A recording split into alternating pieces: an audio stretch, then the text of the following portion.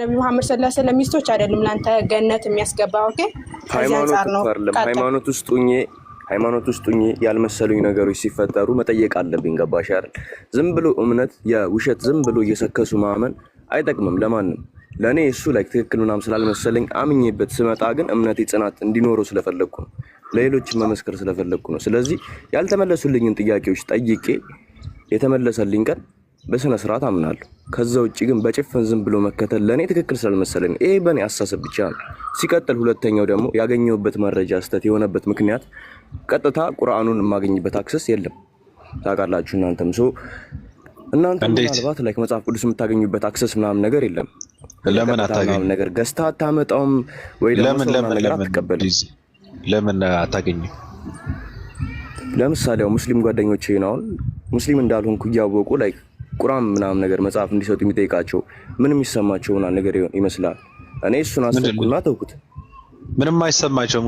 እንደዛ ማድረግ እኮ አይጠበቅብህም። ፕሌይ ስቶር ትገባለህ፣ ዳውንሎድ ታደርጋለህ። ቅዱስ ቁርአን በአማርኛ ብለህ እኔ ባለፈው ያወረድኩት ራሱ ማውረድ ነው።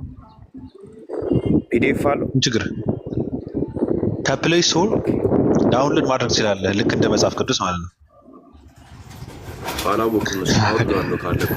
አውርደው አንብብ። በቃ ማንበብ ጥሩ ነው። ማንበብ ብሎ ሰው ያደርጋል ይባላልና ወንድሜ አሁን ችግሩ መሰለ አሁን በቃ እንተውና የሷ በ9 ዓመቷ መዳራዋ እምነቱ ትክክልና ውሸት አያደርገውም። ገብቷል? ስለዚህ እንደዚህ አይነት ጥያቄዎች ባይነሱ እመርጣለሁ። ምክንያቱም የሚነፉ ጥያቄዎች አይደሉም። ለመሰለ በጥላቻ የተነሱ ጥያቄዎች ናቸው። አንዳንድ ሰዎች በጥላቻና በክፋት ያነሷቸው ጥያቄዎች እንጂ ነፃ መሆን አለብን። ወጣቶች ነን እኛ፣ አይገባንም። ኤግዛክትሊ ለዛ ብዬ ነው ያልመሰለኝ ነገር ስላለ ነው እንደዛ ሲባል። ምናልባት ይሄኔ ላይክ ትክክል ያልሆነ መረጃ ሊሆን ይችላል ከሆነም እኔ ማለት ነው ሰው በፈለገው ማመን ሊሆን ይችላል ብዬ ነው የማስበው። እኔ አንድ ሰው ጣዖት ስላመለከ ለኔ ምናምን ስተት አይደለም። በቃ በራሱ እምነት ትክክል ነው። ምናልባት ለኔ ግን ትክክል ካልሆነ እሱን ትክክል አይደለም ምናምን ብዬ ልጋፋው ምናምን ነገር አልፈልግም። ትክክልም ነው ብዬ ያን ነገር አላስብም። ግን አሁን ያለው ነገር በእኔ ላይክ እምነት ላይ እዚህ ጋር የምጠይቃቸውን ጥያቄዎች የሚመልስልኝ ሰው የለም። ገባ አይደለ? የሆነ የምጠይቃቸውን ጥያቄ አንተ ልጠይቅህ የሚመልሱ ሰዎች አሉ። ግድ የለም ግን ልጠይቅህ።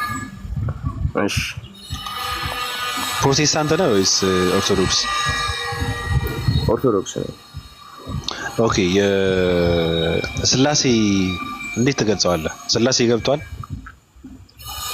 እኔ ማለት ነው እንዴት ተረዳሁት መሰለ መጽሐፍ ቅዱስን ካነበብኩት በኋላ መጽሐፍ ቅዱስ ልክ እንደ ኮድ የሚፈታ ነገር አለው እንጂ ቀጥታ አንበበ የምተረጎመው ነገር አይደለም። ቀጥታ አይደለም አብዛኞቹ ነገሮች በእኔ አስተሳሰብ ነው ወንድሜ። አትሳቅ ነው አይደል ብሮይ? ሰው ይቅርታሽ ነው የሆነ አንዳንድ ጭንቅላት ምናምን ነገር ያለን በየራሳችን ጭንቅላት እንድናስብ ነው። የጅምላ አስተሳሰብ የሚጠቅም መስሎ ስለማይሰማኝ ነው። ግን ትክክል ሐሳብ ከሆነ ሰው ተያይቶበት ወደ አንድ ሐሳብ ቢመጣ ደግሞ እሱ የተሻለ ነው። ገባ አይደል? ስለዚህ በእኔ አስተሳሰብ የሚፈታበት ፍቺ ያለው ሶስቱ ስላሴዎች ሆሊ ላይክ እዚህ ጋር ምናምን ነገር ይሆን ሰው አለ፣ መንፈስ አለ፣ ስጋ አለ። ይሄን ነው የሚያመላክተው ብዬ ነው የማስበው ነው ራስ ላይ ሁሉም እያንዳንዱ ሰው ላይ። እሺ አንተ ገብቷል? እየተከተልከው ነው? እሺ ገብቷል? በገባይ ልክ ገብቶኛል። ግን አንዳንድ ያልተመለሱ እሺ እንደገባ አስረዳኝ። እሺ እንደገባ አስረዳኝ። ስለዚህ ግድ የለም አንተ እንደገባ አስረዳኝ። እኔ እሺ ከይል ልጀምር? ከስላሴ ጀምራ። እሺ ከስላሴ ጀምር። እሺ ከስላሴ ልጀምርና ከስላሴ እንትን ስንል ስላሴ ሶስት ናቸው፣ አብ፣ ወልድ፣ መንፈስ ቅዱስ። የሰው ልጅ ደግሞ ነፍስ አለው፣ ስጋ አለው፣ መንፈስ አለው። ሰውን ተው፣ ስለ ስላሴ ስለ አምላክ አውራ። ጊዜ ስለ አምላክ አውራ። ሰውን ተው። ስለሱ እኮ ነው እያወራ ያለሁት እኮ። ወደ ሰው መጣ እኮ። አብ ማን ነው እኮ? ኮዲንግ ነው እያልኩ ነው እኔ እኮ። ኧረ ኮዲንጉን ተው፣ ግድ የለም። ቁልፉ የኮዱ ፓስወርዱ አንተ ጋር ካለ ችግር የለውም። እኮ ወደ ሰው አታምጣው፣ ወደ እኔ አታምጣው። ስለ አምላክ ነው የምታወራው። እሺ እኔ እየጠየቁ አስረዳኝ። እሺ እኔ ልጠይቅህ። እሺ ስለ ስላሴና አንተ መልስልኝ። ጠይቀኝ በገባ። እሺ አብ ማን ነው? አብ ላይክ ነፍስ ነው። የኔ ነፍሴ አብ ነው የፈጠሩኝ። ይሆናል እዚህ ጋር እኮ ማንክደው እኮ ነገር ሶርስ አለና የፈጠረን ነገር አለ። ግን ኧረ ና መሮጥ የለብህ። አብ ማን ነው? አብ ማን ነው? አብ ቃል ነው። የማን ቃል? የፈጣሪ ቃል ነው። የፈጣሪ ቃል ደግሞ ሰውም ውስጥ አለ። ቃል ነው ስትል ነፍሳችሁ ማደሪያ ነች ይላል አይደል? ዲዚ ወርበናት ወደ ሌላ አትሂድ። ኧረ ወደ ሌላ አትሂድ። ስለ ቃል እያወራን እኮ ነው እንድንግባባ። ሌላ ነገር እንዳታወራ። ቃል የሚባል ነገር ከየሆነ አካል የሚወጣ ነገር ነው አይደለ? አይደለ? እንደዛ ነው። እሺ እግዚአብሔር ቃል ነው። አካል የሚወጣ ነው ቃል። እሺ አዎ እግዚአብሔር ቃል ነው። እሺ ከየት ይወጣ? ከማን ይወጣ ነበረ? እግዚአብሔር ከማይታየው ሶርስ ነው እኮ። ከማን? ምንድነው የማይታየው ሶርስ? ከማይታየው ሶርስ በእኛ ውስጥ የሚወጣው ቃል ነው። ካንተ የሚወጣ ቃልም አለ። አዎ ካንተ የሚወጣ ቃል አለ። እግዚአብሔር ቃል ነበር አይደል? ቃል ነበር እግዚአብሔር መጀመሪያ ላይ ሶርሱ ላይ። አዎ በመጀመሪያ ቃል ነበረ። በመጀመሪያ ቃል ነበረ። እሺ ቃል ማለት ደግሞ ከየሆነ አካል የሚወጣ ነገር ማለት ነው አይደለ? እሺ እግዚአብሔር ከማን ይወጣ ነበር? ለኔን ጥያቄ እኮ የሆነብኝ እሱ እኮ ነው ወንድም። እኔ አሁን ያልተመለሰልኝ ኖ አትሳቅ። የብሬ ነው የምልህ። ይኸውልህ እኔ እኮ ነው የጠየቅኩ እኮ ምናምን ገብቶሃል? እዛ ጋር ኖ ላይክ ይመች ኧረ ይመች እንዴ። በመሰረቱ ለኛም ጥያቄ የሆነብን እሱ ነው።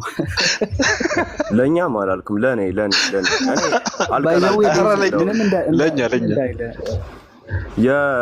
ሊቀ ጳጳሳቶቹ አከብራለሁ። ተው ወንድሜ። እኔ አሁን እሱስ መግባትም አልፈለግም። ስለሱ ላይ አይመለከተኝም። እኔ አሁን እዚህ ጋር ላይ የጠየቅኩህ ነገር ያለውት ነገር ያለ ሶርስ አትፈጠርም አይደለ? ያለ ሶርስ አትፈጠርም። ስለዚህ የሆነ ሶርስ አለ። እሱን ግን ሶርስ አንተ ስለዚህ ያለ ሶርስ አትፈጠርም ማለት እግዚአብሔር ተፈጥሯል እያልክ ነው? ኖ ቆይ አይደለም። እኔ ያለ ሶርስ አትፈጠርም ያልኩበት ምክንያት የሆነ ሶርስ አለ። እግዚአብሔር መነሻ አለው። የለውም እሱ ላይ ሶርስ አለ እያልኩ እኮ ያለ ሶርስ ሶርስ ምንድነው? which means ሶርስ አለ ማለት ነው። አሁን እኮ ላይክ እየጠየቅኩ አንተም እኮ ላይክ እየወሰድከው ነው ወደ ጎን ላይክ ጥያቄ ሆነ ጥያቄ ላይክ እየመለስክልኝ ነው ማለት። እሺ እኔ ላስረዳ። ቃል ማለት አሁን ለምሳሌ ከኔ ውስጥ የሚወጣ ነገር አልክ። ይሄ ካንተ ውስጥ የሚወጣ ነገር ያንተ ቃል እንጂ ያንተ ባህሪ ያንተ መገለጫ እንጂ አንተ አይደለም አይደለ? አንተ አይደለም። እግዚአብሔርን በመጀመሪያ ቃል ነበረ ስትል ከየሆነ አካል የሚወጣ ነገር ማለት ነው። ከየሆነ አካል ወይም ተናጋሪ የሚወጣ ቃል ነው እያልክ ነው። ስለዚህ ከእግዚአብሔር በፊት እግዚአብሔርን ያመነጨ አካል አለ እያልክ ነው በአንተ አነጋገር። በመጽሐፍ ቅዱሱ አጻጻፍ ራሱ እንደዛ ነው። ገብቷል? አንተም እንደዛ ነው ያልከው። ስለዚህ ማን ነው? ሌላ ጥያቄ አለ። ለምሳሌ አልመጣህም እኮ ወደ የማይታይ ነው። እኔው ምን ይላል መሰለህ? አስረጅኝ፣ ደስ ይለኛል። ኦኬ ላስረዳ። አሁን ይሄ ቃል ከሌላው ቃል እንዴት እንደሚለይ ታስረዳኛለህ። እኔ ባይብልን በባይብል አስረዳለሁ ማለት ነው። የጠየቀኝ ጥያቄ ደስ ባለሽ ችግር የለውም፣ አስረጅኝ ብቻ። ኦኬ መዝሙረ ዳዊት ምዕራፍ 33 ከቁጥር 4 ምን ይላል መሰለህ? እግዚአብሔር ቃል ቅን ነውና ስራውንም በሁሉ በእምነት ነውና ይላል። ምን ይላል? የእግዚአብሔር ቃል ቅን ነው። መዝሙረ ዳዊት 148 ከቁጥር 5 ላይ እርሱ ብሏልና ሆኗም፣ እርሱ አዟልና ተፈጠሩም፣ እግዚአብሔር ስም ያመሰግኑትማል አለ። አንደኛ ጴጥሮስ ምዕራፍ 1 ከ25 ላይ የጌታ ቃል ግን ዘላለም ይኖራል፣ ወንጌልንም ይሰብካቸዋል፣ ቃል ይህ ነው ይላል። ኢሳይያስ 55:11 ላይ ቃሌ በከንቱ አይቀርም፣ ይሁን ያልኩት ይሆናል፣ እንዲሁም ይፈጥራል ይላል ማለት ነው። እርግጠኛ አይደለሁም ግን በከንቱ አይቀርም ይላል። እና ይሄ ቃል የአምላክ ንግግር ነው።